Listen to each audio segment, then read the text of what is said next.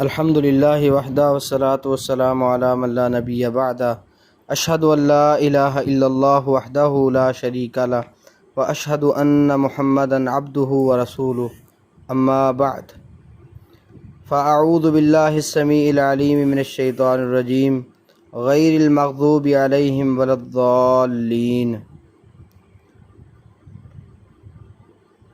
ان لوگوں کا راستہ نہیں کہ جن پر غضب کیا گیا اور نہ وہ گمراہ ہیں۔ مغضوب علیہم کے حوالے سے بات ہو چکی ہے۔ الضالین سے مراد نصارہ ہیں، جیسا کہ سورۃ المائدہ آیہ نمبر 77 کے اندر ہے۔ وَلَا تَتَّبِعُوا أَهْوَاءَ قَوْمٍ قَدْ ضَلُّوا مِن قَبْلُ وَأَضَلُّوا كَثِيرًا وَضَلُّوا عَن سَوَاءِ السَّبِيلِ۔ اس قوم کی خواہشوں کے پیچھے مت چلو جو اس سے پہلے گمراہ ہو چکے، اور انہوں نے بہت سوں کو گمراہ کیا اور وہ سیدھے راستے سے بھٹک گئے۔ اس آیت سے پہلے مسلسل نصارہ کا ذکر آ رہا ہے۔ رسول اللہ صلی اللہ علیہ وسلم نے بھی نصارہ کو گمراہ قرار دیا، جیسا کہ ترمذی کی حدیث سابقہ لیکچر میں گزر چکی ہے۔ اس میں ہے کہ ان النصارى ضلال، یہ جو نصارہ ہیں یہ گمراہ ہیں۔ رسول اللہ صلی اللہ علیہ وسلم کی اس حدیث کی وجہ سے ہمیں یہ معلوم ہو گیا کہ گمراہ ہونے والے نصارہ ہیں۔ تو سب سے پہلے تو نصارہ ہی اس گمراہی کے علمبردار بنے، لیکن جس کے اندر بھی وہ چیزیں پائی جائیں جو ان کے اندر پائی جاتی تھی تو وہ بھی گمراہ ہوگا۔ ضالین، یہ ضالن کی جمع ہے جس کا معنی گمراہ ہوتا ہے، راستے سے بھٹکا ہوا۔ تو بعض اوقات یہ صرف نسیان پر یعنی بھول پر بھی بول دیا جاتا ہے، جیسا کہ سورۃ البقرہ آیہ نمبر 282 کے اندر ان تضل احداہما فتذکر احداہما الاخری، یہاں تضل یہ بھولنے کے معنی میں ہے۔ اور اسی طرح کسی چیز کا غائب ہونا یا مخفی ہو جانا، اس پر بھی یہ لفظ استعمال ہو جاتا ہے، جیسا کہ سورۃ السجدہ آیہ نمبر 10 کے اندر ہے وَقَالُوا أَإِذَا ضَلَلْنَا فِي الْأَرْضِ أَإِنَّا لَفِي خَلْقٍ جَدِيدٍ۔ تو گمراہی کے کئی اسباب ہیں، کئی وجوہات کی وجہ سے انسان گمراہ ہو جاتا ہے۔ اگر ہم قرآن و سنت کو مطالعہ کریں تو ہمارے لیے چیزیں واضح ہو جاتی ہیں۔ مثال کے طور پہ جو کافر ہیں وہ بھی گمراہی کو لے لیتے ہیں، جیسا کہ سورہ نساء آیہ نمبر 136 کے اندر ہے وَمَن يَكْفُرْ بِاللَّهِ وَمَلَائِكَتِهِ وَكُتُبِهِ وَرُسُلِهِ وَالْيَوْمِ الْآخِرِ فَقَدْ ضَلَّ ضَلَالًا بَعِيدًا۔ جو اللہ کا انکار کر دیتا ہے، فرشتوں کا انکار کرتا ہے، اس کی کتابوں اور رسولوں کا انکار کرتا ہے، قیامت کے دن کا انکار کرتا ہے، تو ایسا شخص دور کی گمراہی میں گمراہ ہو جاتا ہے۔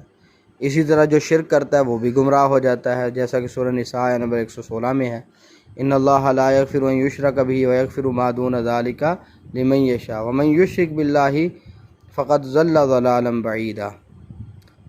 اور اسی طرح جو مرتد ہو جاتا ہے وہ بھی گمراہ ہو جاتا ہے، جیسا کہ سورۃ البقرہ آیہ نمبر 108 میں ہے ومن یتبدل الکفر بالایمان فقد ضل سواء السبیل۔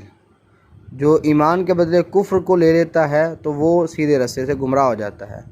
اسی طرح بدعات کرنے والے جو لوگ ہیں وہ بھی گمراہ ہو جاتے ہیں، ان کی سعی ختم ہو جاتی ہے، جیسا کہ سورۃ الکہف آیہ نمبر 104 کے اندر ہے۔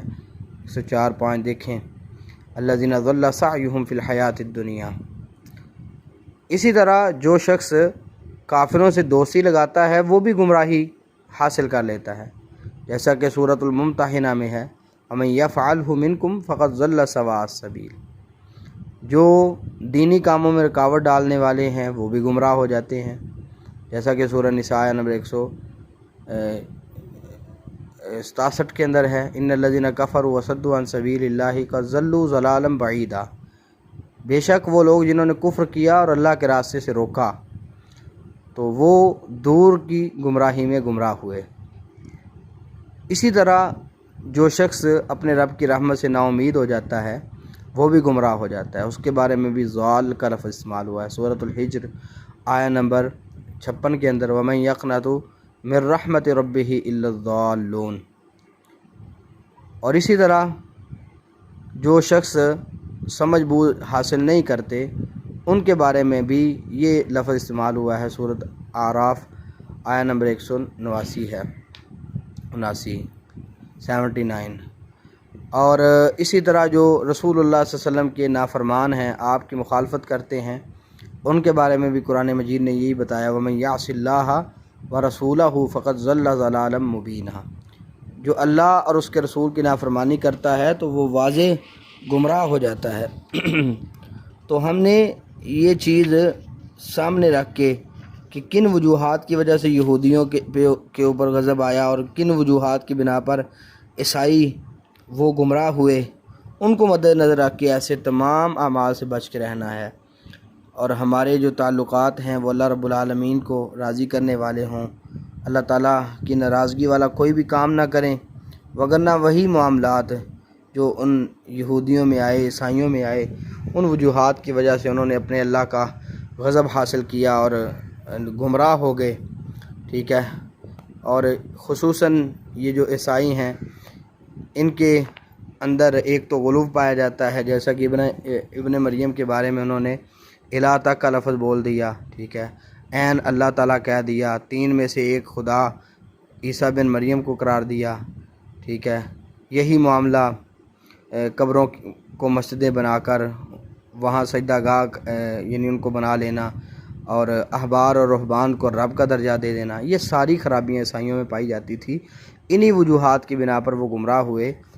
ہمیں مسلمانوں کو غلو سے کام نہیں لینا چاہیے۔ اگر ہم چاہتے ہیں ہم پر اللہ کی ناراضگی نہ ہو، ہم گمراہ نہ ہوں، تو ہم ہر اس راستے کو چھوڑ دیں جس وجہ سے سابقہ قومیں، سابقہ لوگ گمراہ ہوئے۔ انشاءاللہ ہم گمراہی سے بچ سکتے ہیں۔ اللہ ہمیں محفوظ رکھے۔ السلام علیکم ورحمۃ اللہ۔